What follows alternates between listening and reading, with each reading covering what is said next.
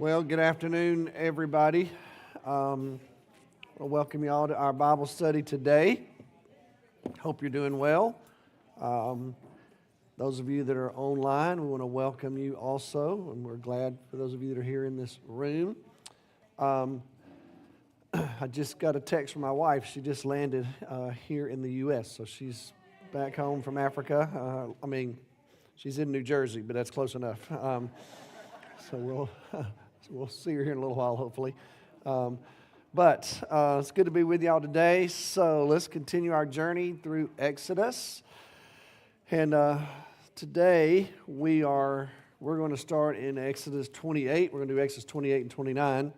Let me just remind you, the book of Exodus, the part we're in now is all about worship, covenant worship. And God is giving Moses instructions on Mount Sinai and specific instructions about the tabernacle, the construction of the tabernacle. And as I put here, and I just put this in your notes last week, I just left it in here today.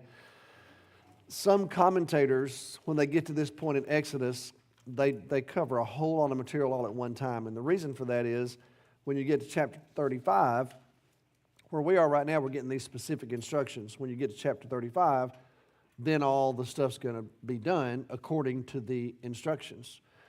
And it's just really highly repetitive material. But there's enough nuance in it that we're going to cover them differently. Okay? So let's look at where we are today. The Lord has given Moses instructions about how he's going to be worshiped. Well, one of the things that he is going to demand from Israel is that there be a group of men who serve as priests. And so when we get to chapter 28, here's the description about the priests and the consecration of the priests. So if you look at chapter 28, let's just read the first few verses just to get our conversation started today. So the Lord says, "Have Aaron your brother brought to you from among the Israelites, along with his sons Nadab and Abihu." Now they obviously will end up being evil, but Eleazar, Ithamar, so they may serve me as priests. Make sacred garments for your brother Aaron to give him dignity and honor.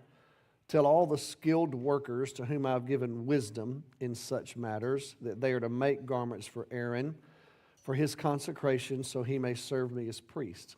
These are the garments they're to make: a breastpiece, an ephod, a robe, a woven tunic, a turban, and a sash. They're to make these sacred garments for your brother Aaron and his sons, so they may serve me as priests. Have them use gold and blue, purple, and scarlet yarn, and fine linen. So if you'll remember back in Exodus 19, when God gives Israel this call, he says to them, "I want you to be, for me, a kingdom of priests." So the way we historically have interpreted that is that God called all of Israel to represent him to the world, to serve in that priestly function. Now, we know the story, so we know that that's going to serve to be a challenge to Israel to live into that. So, but within the body of Israel, he has set aside a group of people that are going to function as priests to the people of God. And they have two main roles. They're going to represent the people to God, and they're going to represent God to the people. And they're going to be from a certain tribe. God has chosen the tribe of Levi to serve as priests. Not necessarily every Levite was a priest, but all the priests were Levites, if that makes sense. And they will be scattered among the people of God when they finally make their way to the promised land. And they're going to have a certain role and certain function. It's going to be outlined right here in this text. Now here's what's interesting. You remember we talked about this a little bit last week. When Israel was enslaved in Egypt, we believe they learned lots of skills. They did a lot of construction. The Egyptians were known for their expertise in fine linen, and so evidently there were craftsmen who learned this trade while they were still in Egypt as slaves. And now God is going to use all of that for his glory now that they have been set free. And so one of the places where that comes to bear has to do with the actual garments that the priests will wear, in particular the high priest. And so you'll notice in verse 2, God says, I want you to make sacred garments. And then he says, use the skilled workers. I've given them wisdom to know how to do this. So I just put in your outline that these priests, they're adorned with holy clothing, sacred clothing, as they serve before the Lord. And God said to Moses, these clothes they wear will give them dignity and honor. Here's what's fascinating about it. When you go back and read the materials that are going to be used for the construction of the tabernacle, and then read the materials that are used for the construction of the robes and the garments the priests wear, they were the same materials. So they parallel each other. And it's almost like the priest was a mini tabernacle, if that makes sense. In other words, he's wearing the very same clothing that's used for the actual building itself, okay, the tent of meeting, if you will. So they have obviously a very important role to play. Their clothing reminds Israel that they're holy, but it also connects to the place where they're going to serve. Now, if you think about it, at this point in history, and for a long time actually, Israel will not have a royal family. There will be no king in Israel. Israel's a theocracy. So the closest thing you come to royalty in the Israel tradition up to this point will be the priests. So they're going to be adorned in some ways in a fashion that reminded ancient people of royalty, wearing some kind of hat, if you want to call it that, some kind of, not really a crown, but some type of decorative hat. Their clothing would look very different from your average run-of-the-mill person who just happened to live in the camp of Israel. So they almost function as royalty as they serve as priests. Now here's what's interesting, today. There's a long history between what we refer to as vestments that the clergy wears that people within the body of the people of God don't wear. Well, where does that come from? Well, it's rooted here. And it's not just the Jews. The ancient peoples in their temples and their places of worship, typically their leaders, their priests, if you will, wore clothing that was different than the average person. And so you see that on a scale today, even in Christianity. Probably the highest place you see it, if you think about it, if you go to the high church end of the Christian spectrum, the oldest church in the world that would do that would be the Orthodox Church. The Orthodox Church actually predates the Catholic Church. But the priests and the leaders of the Orthodox Church wear all these vestments, and the vestments are filled with symbolism. If you look at the Roman Catholic Church, whenever they have high and holy worship services, the priests, the bishops, the cardinals, they have all kinds of vestments that they wear. All of them are rich in symbolism. The colors of them, the markings on them, how they're made, the embroidery, pretty much everything that you see one of them wearing is being worn purposefully because it plays a certain function or certain role. Now, as you wind your way through the Christian family and get all the way over here to where we are, that pretty much has ended with us. You still have, in some Baptist traditions, if you look at the Free Church movement, you still have ministers in the Free Church movement that wear vestments. A lot of denominations, the ministers will still wear vestments, particularly if they're overseeing something like communion, if you will. We, in the Baptist family, you don't see it as much, but there are still some in the Baptist tradition where the pastors and the clergy will wear robes. Usually, it's primarily more east of the Mississippi River than west of the Mississippi River. And so, in fact, the church I pastored before I came here, it was very common for ministers who were doing sacerdotal functions, like doing a wedding or overseeing the Lord's Supper. It was not uncommon at all for people at First Baptist Huntsville that I pastored to wear robes when they led in those services. In fact, most of the weddings that I did at First Baptist Huntsville, I was requested to wear a robe.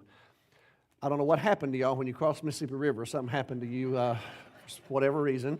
It's just not as common on this side of the Mississippi River among the Baptist family. It's still common in multiple other denominations, but all of it's connected to this what do you want to call it? This set-apartedness, if you will. This role that you believe that these folks are supposed to play in the life of the people of God. So in this story, the garments are, it's interesting when you read through this text. You have incredible detail on some things, and then you have some things that are just left to your imagination. We have no idea what they were. But they all have some type of, evidently, symbolism and role that the Lord thought was important. And so it's really laid out for us in Exodus 28. So that's what Exodus 28 is all about. It's about the vestments. Now what's going to be fascinating is when the Romans take over the world, y'all may remember this, the palace that Herod builds, the fortress that Herod builds really next to the temple. When the Romans take over the world, the Romans realize how important Israel's religion is. And so it was common among the Romans to allow conquered people to still have their own worship services and their own gods. So the Romans allowed the Judeans to worship. But y'all may remember this, but the Roman procurator kept the high priest's vestments in the fortress Antonia rather than allowing the high priest to have them himself. So when it came time for the high holy functions of the year in the Jewish calendar, the high priest had to go solicit the Romans' permission to get his vestments to go and do the ministry. So that shows you how that kind of chafed the neck a little bit of the Jews, the fact that these holy garments that are prescribed in the book of the law are in the hands of pagans. But that was one of the ways the Romans kept their thumb on the Jews, because in other words, if the Romans were to decide, we're not going to let you do this, one of the ways they could do that is not allow the priest to have the vestments. Does that make sense? So it's kind of a long history with these vestments. And every year when we go to Rome, there's a certain there's a little a district, a segment of Rome where you have these clothiers who make the clothes for the cardinals and the bishops and folks who serve at the Vatican. And typically, some of you have been with us to Rome, typically our folks usually stand me up next to one of those windows as if I'm window shopping, for one of those vestments. But you can imagine, if you're a Roman Catholic bishop and you live in Argentina and you've made your only trip you'll ever make to Rome, maybe, it'd be very important for you to actually purchase your vestments in the seat of Christendom. So they really serve folks that live all over the world, if that makes sense. So it has an ancient history, and it's connected to this very story. So what were the garments? Okay, well, they're varied. It's interesting. Let me just lay them out here for you. First are the undergarments. In other words, there's no detail left out. Okay, you get to the end of chapter 28, verse 42.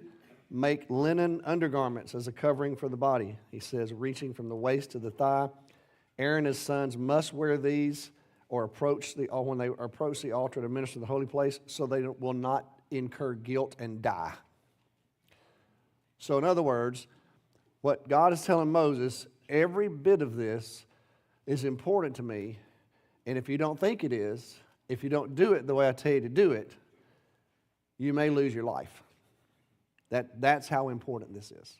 May sound a little odd to us, but the point is God is sending a message that the things that are going to be connected to the tabernacle are holy, and the people that are going to engage in them are going to be holy people. So it's going to distinguish them. So then you had this tunic. It was verse 39. It's made of some kind of fine linen. Then you have this very interesting robe. This caused scholars all kinds of consternation. This blue robe, verse 31. He says, make this robe of the ephod entirely of blue cloth with an opening for the head at its center. There's to be a woven edge like a collar around this opening so it won't tear. I mean, the detail's incredible, isn't it? Make pomegranates of blue, purple, and scarlet yarn around the hem of the robe. In other words, it's got to be decorative. And then put gold bells on it. So the high priest had bells on this blue robe. And you can only imagine why. Everybody's asked. If you look at verse 35, Aaron has to wear this when he ministers, and the sound of the bells will be heard when he enters the holy place before the Lord and when he comes out, so that he will not die. So there's a lot of symbolism. What in the world is one commentator I read said, so did the high priest wear bells so the Lord would know he was coming. Well, I don't think that would have been the reason. I feel like the Lord would have known he was coming whether he had bells or not. But I think the imagery, though, is just that there's some kind of acknowledgement that this priest is entering into the holy place. Okay? And so, like I said, nothing is left to their own discretion. The article of clothing, there are two articles of clothing that have garnered the most theological attention. The first one's the ephod. Ephod is a Hebrew word. It's just transliterated into English. And it's some kind of a sleeveless apron. It was made of gold, and it had also blue, purple, and scarlet yarn, finely twisted linen. It draped over the shoulders of the priest. It was held together by these two clasps and on the shoulders of the priest. What was fascinating about it was decorated with these two onyx stones with the names of the 12 tribes of Israel engraved. So you have 6 tribes on each shoulder. And there are these gold settings and gold chains that attached it to these shoulder clasps. And the ephod will be very interesting in the history of Israel. It's actually just a simple garment. All it really means is apron. But when it's used in all things holy, it takes on a little different connotation. And so in this particular one, if you look back at verse 6 through verse 14, that's the description of the ephod for the high priest. And it is a very special piece of clothing. You have a little interesting phrase in verse 10. They are to be placed in the order of their birth. And one of the challenges you have there is that some of that's a little bit challenging to figure out and exactly how they chose to put these names on there. But the ephod, though, will become incredibly symbolic for the Jews. They will view it, some of them will, almost like a good luck charm. And that's where it gets dicey. So y'all may remember the story. Y'all remember when Gideon was a judge. If you were to read the story of Gideon, let me just tell you what happened. I'm sure you remember this, but in Judges 8, the Israelites said to Gideon, "Rule over us, you, your son, and grandson, because you saved us from the hand of Midian." But Gideon told them, "I'm not going to rule over you, nor will my son rule over you. The Lord will rule over you." He said, "I do have one request, that you give me an earring from your share of the plunder." It was the custom of the Ishmaelites to wear gold earrings. They answered, "We'll be glad to give them." So they spread out a garment. Each one of them threw a ring from his plunder into it. And the weight of the gold rings that he asked for came to 1,700 shekels, not counting the ornaments, the pendants and purple garments worn by the kings of Midian, or the chains on the camels' necks. Gideon then made the gold into an ephod, which he placed in Ophrah in his town. So he made an apron out of gold and set it up on a pole in his town, and the Jews came and worshiped it. Isn't that fascinating? In other words, it so reminded them of the high priest. Kind of in their mind, we're bringing the very presence of God into this town. Does that make sense? That's what Gideon was saying. And the text says this: all Israel prostituted themselves by worshiping in there, and it became a snare to Gideon and his family.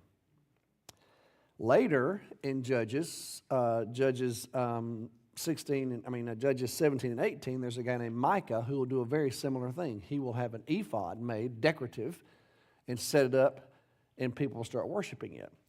And I think the connection there is, y'all, that the ephod was just associated with the presence of God. At least the decorative ephods were. Now, many of the Jewish men wore ephods. That, like I said, they were like an apron. It was a common person's garment. Not the priest's, because the priest was decorative.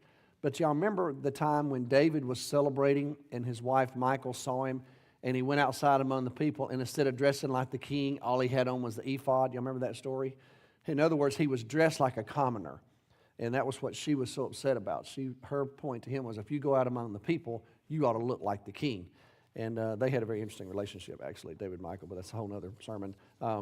Because after she got on to him, he said, may you never have any children, which she never did, and they ended up parting ways, so it's kind of a long story. But anyway, the moral of that story is husbands, listen to your wives when they tell you what to wear. I think that's the moral of that story. I'm not really sure. But anyway, then there's the breast piece, okay?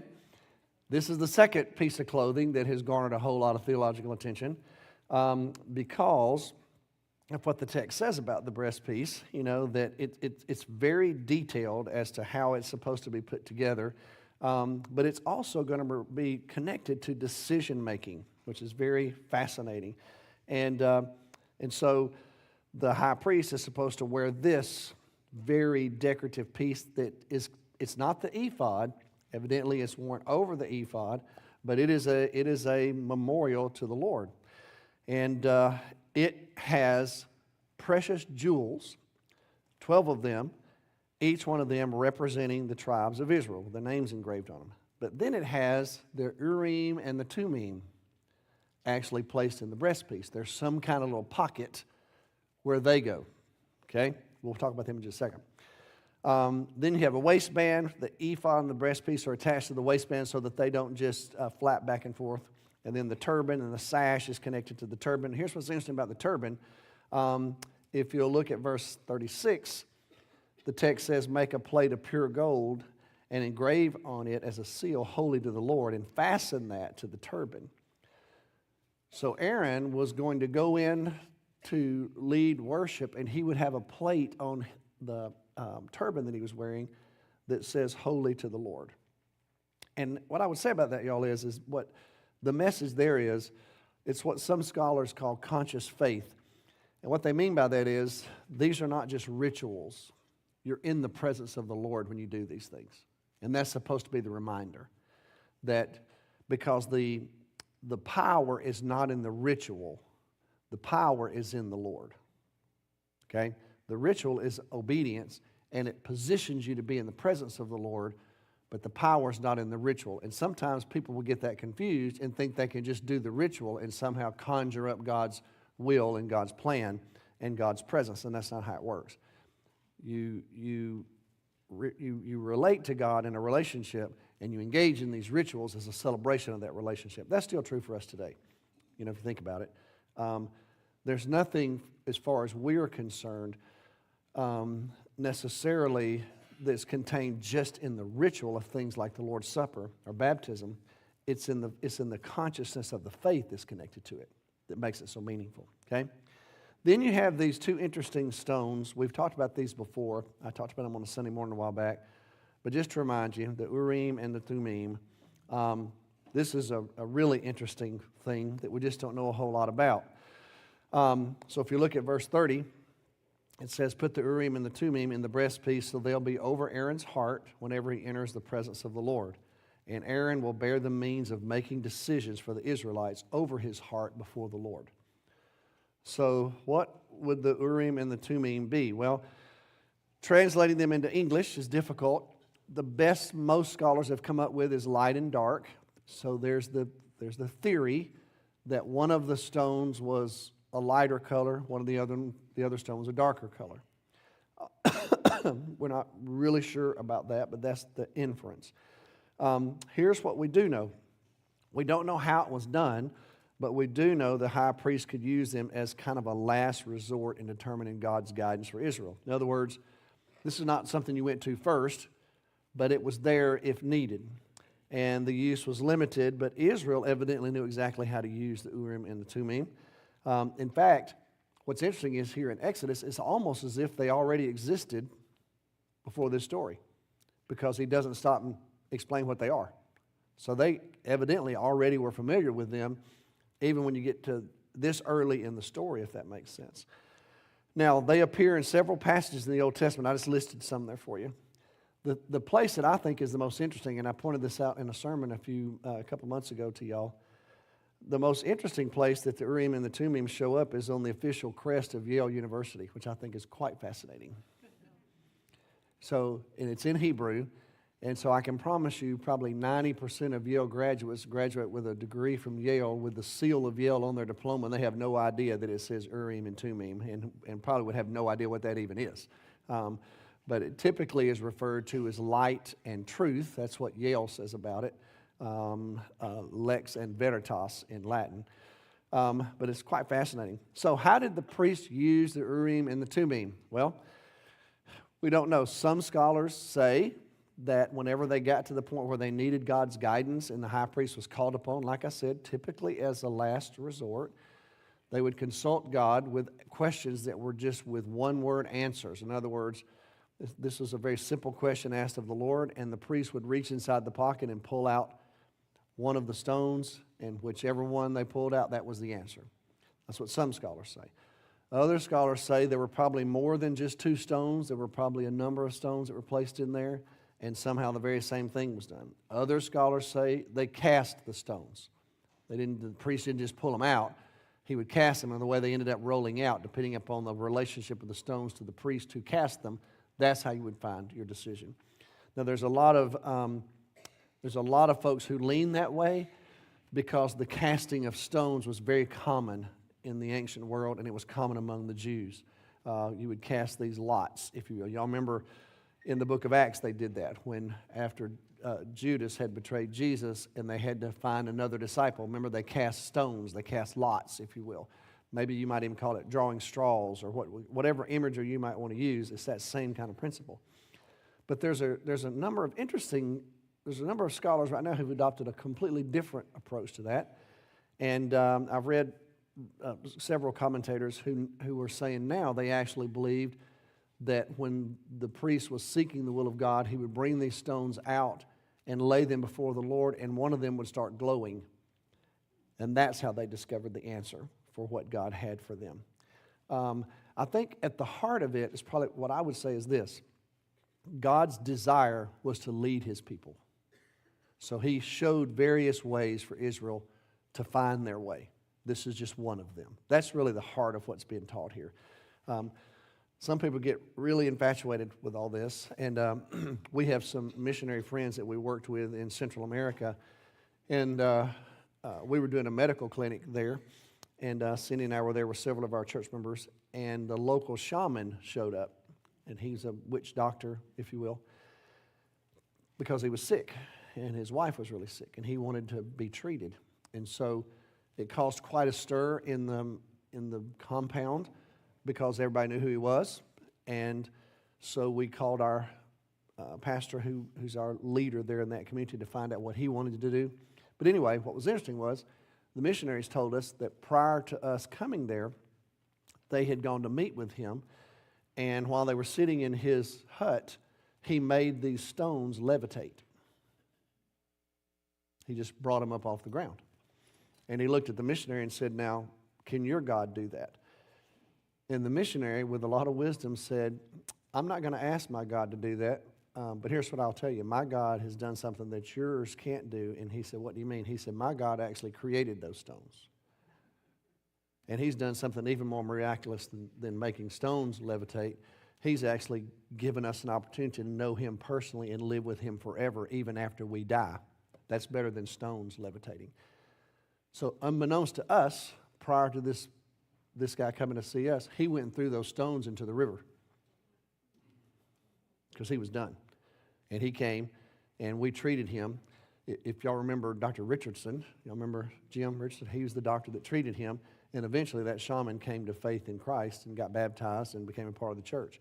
But that kind of stuff freaks some people out, but aren't you proud of those missionaries who had a sense enough to say, "Okay, that's fine, but I'm not impressed by that just because your God is making stones levitate. My God creates stones." You know, I thought that was a pretty good word. Have no idea how the Urim and Thummim worked. At the heart of it, though, is I just know it was one other way that God led his people. Okay? Then, a couple other things real quick. The consecration of the priest. That's chapter 29. That whole chapter is given to that, where God basically said, if you look at verse 1, this is what you're going to do to consecrate them so that they can actually do their job. So they're going to have to be ordained. They're going to have to be set aside. And there's just this detailed regimen of sacrifice. All these sacrifices have got to be made. These animals have got to be slain. Atonement's got to be made for their sin. But then what's fascinating, y'all, you get to verse 21 of Exodus 29, and God tells Moses this. He says, now, I want you to take some of the blood from the altar, because they've made all these sacrifices, you know. And I'm sorry, go back to verse 19, sorry. Verse 19, take this ram, take Aaron and his sons, and lay their hands on its head, slaughter it, take some of the blood and put it on the lobes of the right ears of Aaron and his sons, on the thumbs of their right hands, on the big toes of their right feet, and then splash blood against the side of the altar. Take some blood from the altar and some of the anointing oil and sprinkle it on Aaron and his garments and on his sons and their garments. Then he and his sons and their garments will be consecrated. So the Lord told Moses, once you've made all these sacrifices, you've atoned for their sin, take some of the blood, put it on their right earlobe, on their right thumb, their right toe, and then sprinkle their garments with it. And there's imagery there. The priest is supposed to hear from God. The priest is supposed to engage in the activities of God, and the priest is supposed to walk with God. So the entire body, if you will, is consecrated by God by this blood being placed on them. Does that make sense? And then just sprinkle it over their garments. So the priest is set aside for work. The point is, God's people are supposed to be led by godly people. That's just how, that goes all the way back to the very beginning. So the role of the priest, serve the Lord first. God said, minister to me. So you start with serving the Lord, then you serve the people. And notice when they're carrying the names of Israel, they're carrying all this stuff, the weight of Israel, if you will, on their shoulders. They carry the weight of the people. And the priests also every day worked in the daily sacrificial regimen in the tabernacle. So the priests were there to serve God and to serve the people. Now there's the principle that's woven in throughout the history of the people of God. God calls people to serve Him and to serve His people. And so when I think about in my own life, just the consecration, if you will, to lead God's people, you know, I don't believe y'all expect to be led by perfect people, right? But you do expect to be led by godly people. And so when I was teaching at Truett Seminary, I used to tell the students that I worked with all the time, you're going to have a couple of things that will give you an opportunity to serve God's people. One of those is going to be just your competency.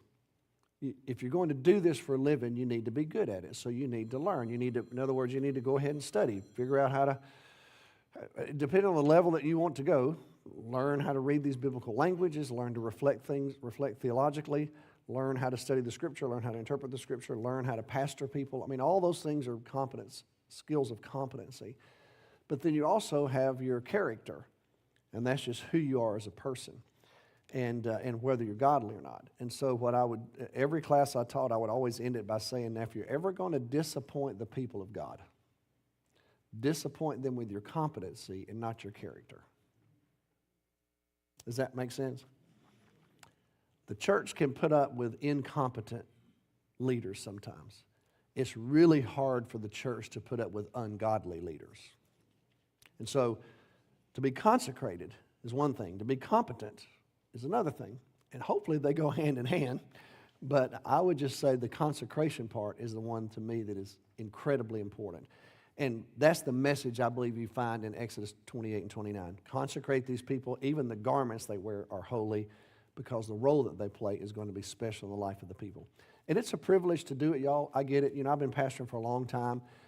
Trust me, I know what it's like, but I know the weight that you carry. You know, when Paul says, he talks about all the things that he went through, how he was beaten, he was tortured, he was put in jail, et cetera, et cetera.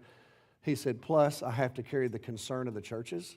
Well, that's the weight of people who serve in pastoral ministry. You carry the weight of the people. Aaron and them carried it on their bodies.